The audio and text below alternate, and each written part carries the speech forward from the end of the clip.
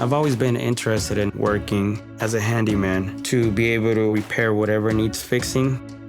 After being offered the Technician 1 job, I was given the opportunity to work on a conveyor system that has been non-operative. Many mechanics worked on it and couldn't figure out the issue. A little bit higher. So because I've recently have gone through the technician training program, I went ahead and took the challenge.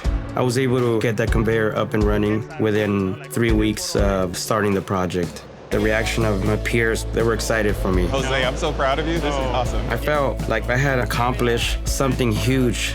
Target offers opportunities for you to grow. Even if it's not my day to repair stuff, I always like to tag along and go and learn from experienced mechanics. So there's actually 4 on that side, 4 on this side?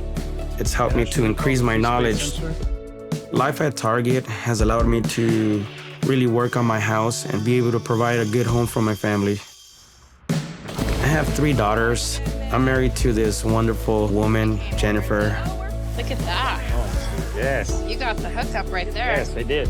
Working for Target has allowed me to spend good quality time with my family. I'm very lucky to have Target